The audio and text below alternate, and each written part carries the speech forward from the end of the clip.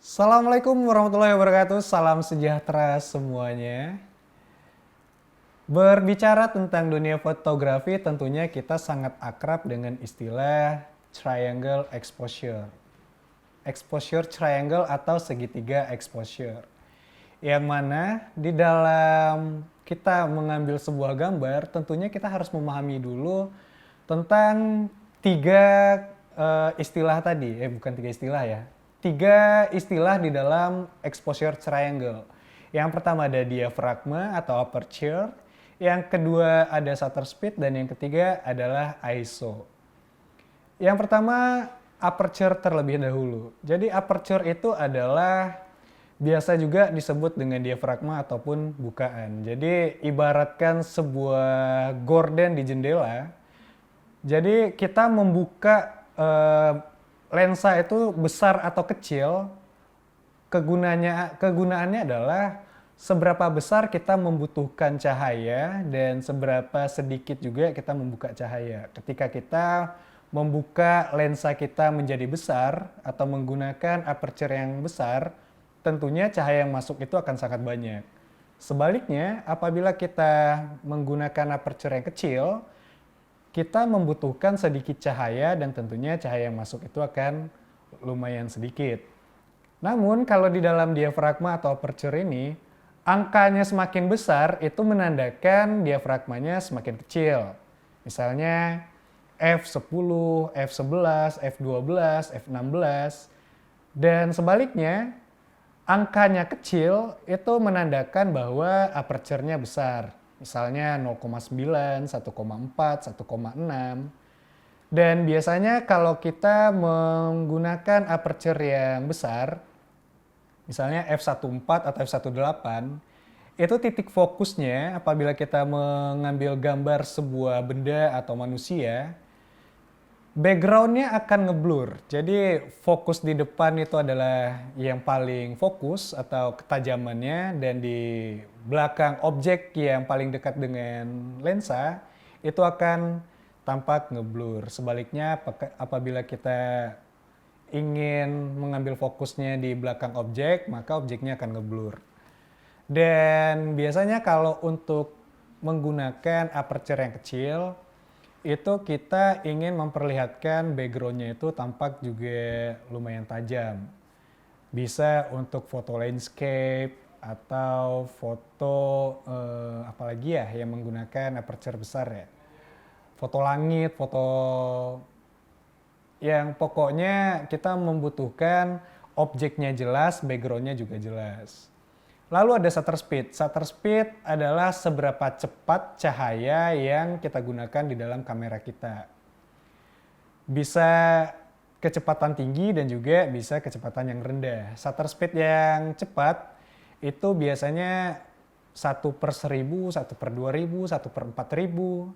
Sementara kalau shutter speed yang rendah itu bisa 1/30 atau nanti yang lebih rendah lagi bisa 2 detik, bisa 4 detik.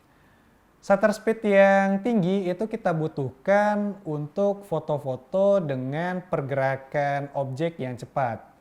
Misalnya kita ingin memoto sebuah pergerakan sepeda motor atau pergerakan pesawat. Tentunya kalau kita menggunakan shutter speed yang rendah, pergerakan itu tadi tidak akan tampak jelas dan hasilnya akan menghasilkan gambar yang istilahnya motion blur atau ngeblur.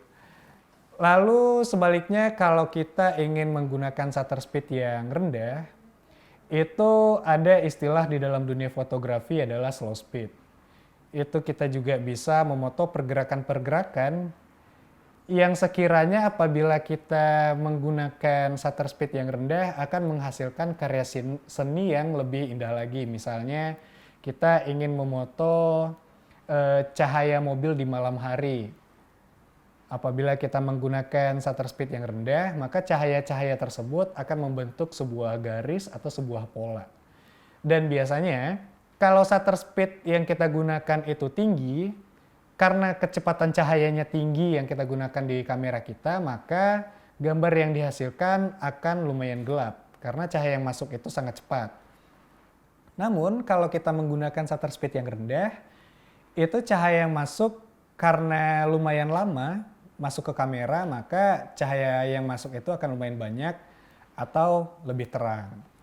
Lalu yang ketiga ada ISO. ISO ini bagaimana kamera kita membutuhkan cahaya bantuan. Itu bisa disebabkan karena cahaya di luar itu apakah lumayan low light istilahnya, lumayan sedikit cahaya yang kita ambil di sana. Lalu kita membutuhkan cahaya bantuan dari kamera kita. ISO ada 100, 200 sampai ada yang 32.000, ada yang 64.000. Namun ketika kita menggunakan ISO yang rendah, berarti kita tidak terlalu membutuhkan bantuan cahaya yang banyak. Atau bisa kita istilahkan kita cukup dengan cahaya yang ada di sekitar kita. Namun kalau kita dihadapkan dengan kondisi cahaya yang kurang, kita tentunya membutuhkan ISO yang lumayan tinggi. Tapi jangan sampai ISO-nya terlalu tinggi dan cahaya yang berada di lingkungannya terlalu rendah, itu akan menghasilkan gambar yang istilahnya noise. Noise adalah bintik-bintik yang bisa kita lihat di dalam gambar tersebut. Dan noise itu bisa Anda lihat kalau ada gambar yang seperti ini. Dan di dalam kita mengabadikan foto, ketiga hal tersebut ada diafragma atau aperture, ada shutter speed dan ISO tadi, kita harus menyeimbangkan agar cahaya yang dihasilkan, gambar yang dihasilkan di sana sesuai dengan kebutuhan kita. Apabila kita sudah paham bagaimana menyeimbangkan segitiga exposure tadi, kita akan mengetahui bahwa ketika kita sudah menggunakan aperture yang besar, tentunya shutter speed yang kita gunakan tidak boleh terlalu lambat. Karena aperture yang besar, cahaya yang masuk itu sudah banyak, dan shutter speednya tidak perlu terlalu lambat. Dan ISO yang digunakan tentunya ISO-nya yang kecil saja. Lalu kalau kita menggunakan shutter speed yang lambat, karena cahaya yang masuk itu lumayan lama, tentunya ISO-nya rendah, dan bukaannya juga harus kecil.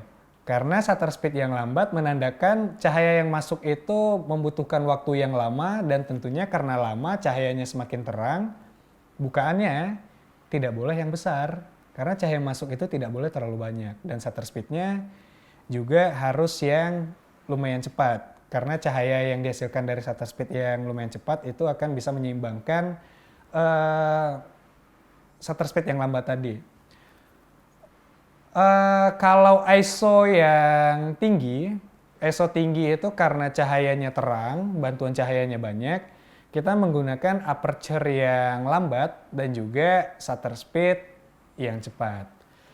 Karena ISO tinggi, itu cahayanya lumayan terang, tentunya bukaannya cahaya yang kita butuhkan itu tidak terlalu banyak dan shutter speednya juga jangan yang terlalu lama. Oke, kalau gitu saya kira Anda akan bisa lebih memahami nanti bagaimana menggunakan segitiga exposure ini yang baik dan benar. Dan tentunya kalau Anda sudah menguasai exposure triangle ini, saya rasa Anda akan bisa nanti melakukan atau mengambil gambar-gambar yang akan indah dan sesuai dengan kebutuhan Anda.